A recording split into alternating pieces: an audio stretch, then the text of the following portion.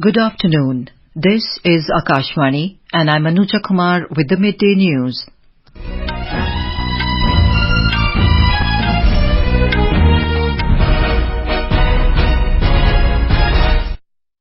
The headlines. Prime Minister Narendra Modi addresses National Handloom Day celebration at Pragati Maidan, Delhi, calls upon people to reaffirm their commitment to popularise local products. Both houses of parliament adjourned till 2 this afternoon over Manipur violence and other issues. Lok Sabha membership of Congress leader Rahul Gandhi restored. Cambodian king Norodom Sihamoni appoints Manet as the new prime minister.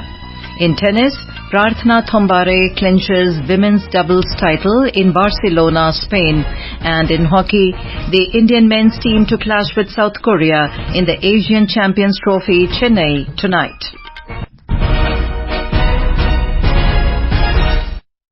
And now, the news in detail.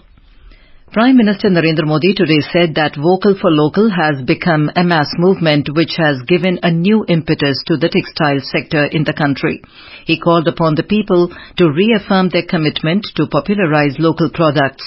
Addressing the 9th National Handloom Day celebration at the Bharat Mandapam, Pragati Maidan in Delhi, Mr. Modi said that the schemes that have been initiated in the textile sector bring justice to weavers and artisans. Vocal for local की भावना के साथ देशवासी स्वदेशी उत्पादों को हाथों हाथ खरीद रहे हैं। ये एक जन आंदोलन बन गया है और मैं सभी देशवासियों से एक बार फिर कहूंगा, आने वाले दिनों में रक्षाबंधन का पर्व आने वाला है, गणेश उत्सव आ रहा है, दशहरा, दीपावली, दुर्गा पूजा, इन पर्वों पर हमें अपने स्वदेशी के संकल्प को दोहराना ही है। The Prime Minister said that India's vibrant handlooms exemplify the country's diversity.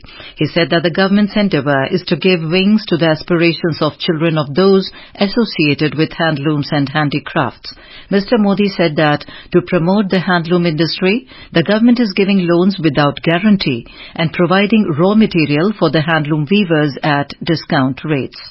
बीते वर्षों में भारत के बुनकरों के लिए, भारत के हैंडलूम सेक्टर के विस्तार के लिए अभूतपूर्व काम किया गया है। स्वदेशी को लेकर देश में एक नई क्रांति आई है, लेकिन आज देश भर के इतने बुनकर साथी जुड़े हैं, तो उनके समक्ष उनके परिश्रम से भारत को मिली सफलता का बखान करते हुए और सारी बात यही बताने से मुझे और अधिक गर्व हो रहा है। Talking about the GEM portal, Mr. Modi said that now every small enterprise can sell their project on GEM directly. हमारे हैंडलूम सेक्टर के भाई बहनों को डिजिटल इंडिया का भी लाभ मिले, इसका भी पूरा प्रयास है। आप जानते हैं, सरकार ने खरीद बिक्री के लिए एक पोर्टल बनाया है, जेम पर छोटे से छोटा कारीगर, शिल्पी, बुनकर अपना सामान सीधे सरकार को बेच सकता है। बहुत बड़ी संख्या में बुनकरों ने इसका लाभ उठाया है। आज हथकरघा और हस्तशिल्प से जुड़ी 2 लाख संस्थाएं जेम पोर्टल से जुड़ी हुई है। The Prime Minister mentioned that the government is working to set up Ekta Mall across the country to increase the sale of handicraft products of all other states. He said through the One District, One Product initiative has been launched to promote the unique products of different districts. Mr. Modi said that today the textile industry has reached at 1,30,000 crore rupees and more 600 textile clusters have been opened up across the country. पिछले 9 वर्षों में 600 से अधिक handloom cluster विकसित किए गए हैं। इनमें भी हजारों बुनकरों की ट्रेनिंग दी गई है। हमारी लगातार कोशिश है कि बुनकरों का काम आसान हो, उत्पादकता अधिक हो, क्वालिटी बेहतर हो, डिजाइन नित्य नूतन हो, इसलिए उन्हें कंप्यूटर से चलने वाली पंचिंग मशीनें भी उपलब्ध कराई जा रही है। During the program, Mr. Modi launched the e-portal of Bharatiya Vastra Evam Shilp Kosh, a repository of textiles and crafts that has been developed by National Institute of Fashion Technology. Both houses of parliament today continued to witness disruption on Manipur violence and other issues. The Rajya Sabha and the Lok Sabha have been adjourned till 2 this afternoon. In the Rajya Sabha, when the House met for the day, opposition members reiterated their demand for discussion on the Manipur issue. Treasury bench members raised slogans demanding discussion on atrocities against women in Rajasthan. Leader of the House, Piyush Goyal, said the government is ready for discussion on the Manipur issue from the very first day. As pandemonium continued, Chairman Jagdeep Dhankar adjourned the House till 2 p.m. In the Lok Sabha, when the House met after the first adjournment at 12 noon, members from the Congress, DMK, JDU and others trooped into the well, raising slogans on the Manipur violence issue. BJP MP Nishikant Dubey, while citing a media report, raised the issue of funding from abroad of a media portal, alleging that the portal is working against the interest of the country. He also alleged that the Congress received funds from China. Treasury bench members also raised slogans. As ruckus prevailed, the presiding officer adjourned the House till 2 p.m. Earlier, when the House met for the day, opposition parties created a noisy scene on Manipur and other issues. Treasury members also raised slogans. Amid ruckus, Speaker Om Birla adjourned the House till 12 noon. The Lok Sabha Secretariat today restored Congress leader Rahul Gandhi's membership in the lower house. The decision was taken after the Supreme Court stayed Mr. Gandhi's conviction in a criminal defamation case. Mr. Gandhi is a Lok Sabha member from Wayanad constituency in Kerala. He was disqualified from the Lok Sabha in March this year. Soon after Mr. Gandhi's Lok Sabha membership was restored, he reached the Parliament and offered floral tributes at the Mahatma Gandhi statue in the Parliament House complex.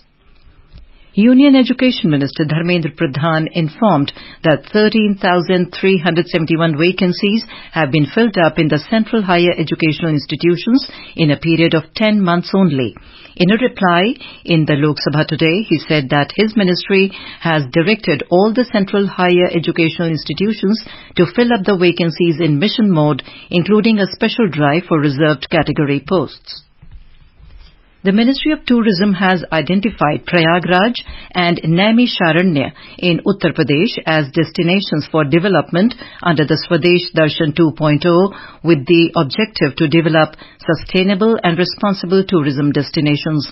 In a written reply in the Lok Sabha, Minister of Tourism G. Kishan Reddy said that the state perspective plan prepared by the Uttar Pradesh government did not include Hastinapur Wildlife Sanctuary for development. This is Akashvani giving you the news. For quick news updates around the clock, follow us on our Twitter handle at Air News Alerts.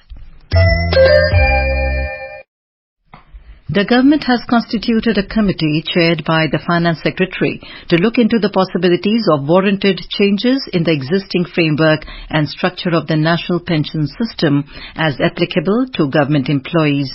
In a written reply in the Lok Sabha, Minister of State for Finance Pankaj Chaudhary said that committee will suggest measures, if there are any, to modify the pension system with a view to improving upon the pensionary benefits of government employees covered under the national pension system, keeping in view the fiscal implications and impact on overall budgetary space.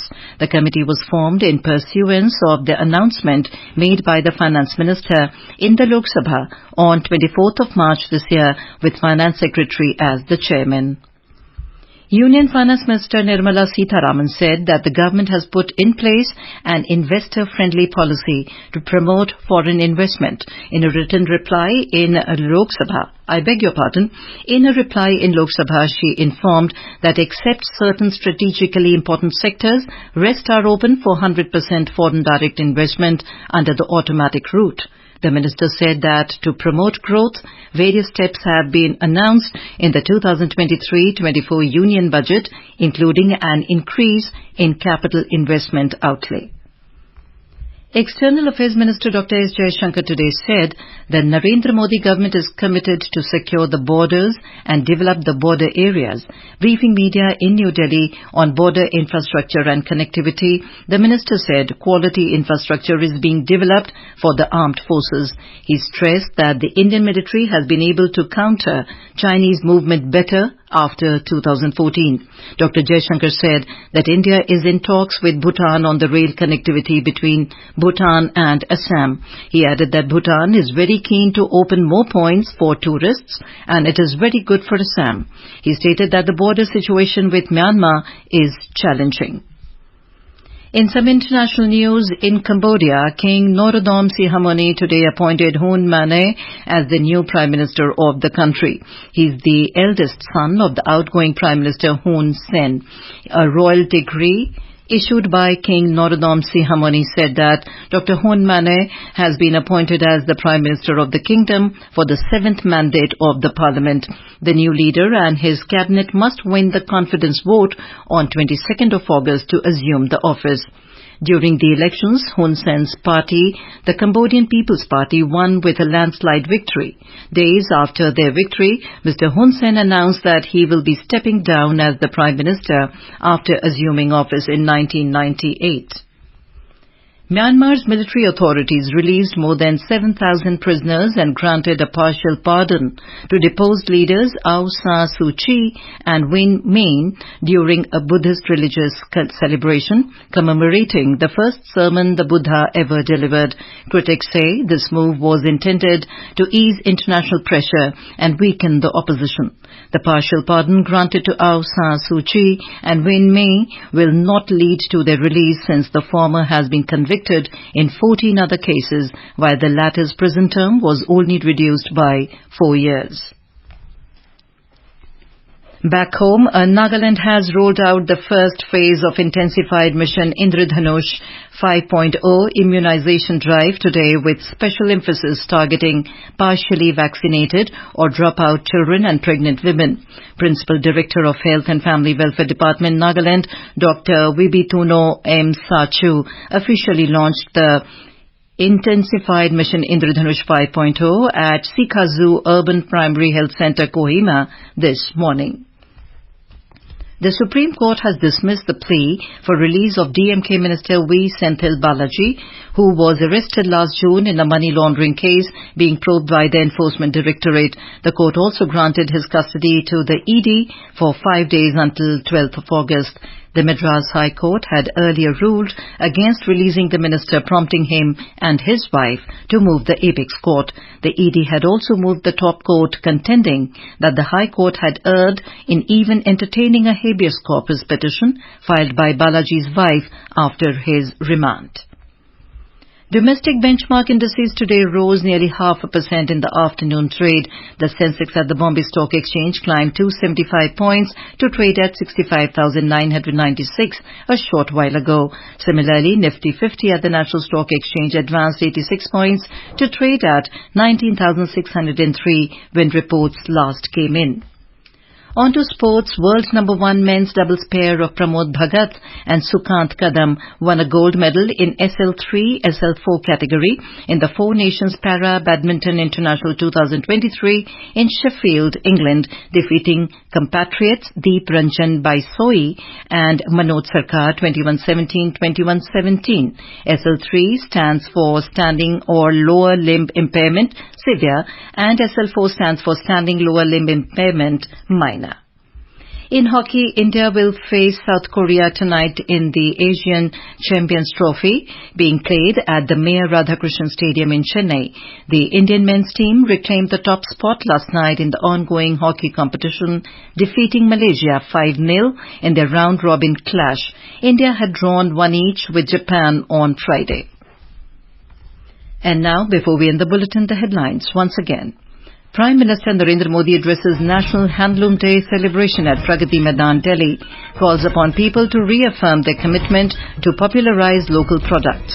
Both houses of parliament adjourned till 2 this afternoon over Manipur violence and other issues. Lok Sabha membership of Congress leader Rahul Gandhi restored. Cambodian King Norodom Sihamoni appoints Manet as the new Prime Minister. In tennis, Prarthana Thombare clinches women's doubles title in Barcelona, Spain. And in hockey, the Indian men's team to clash with South Korea in the Asian Champions Trophy Chennai tonight. For details of these stories and more, log on to our website www.newsonair.gov.in. And with that, we end the midday news.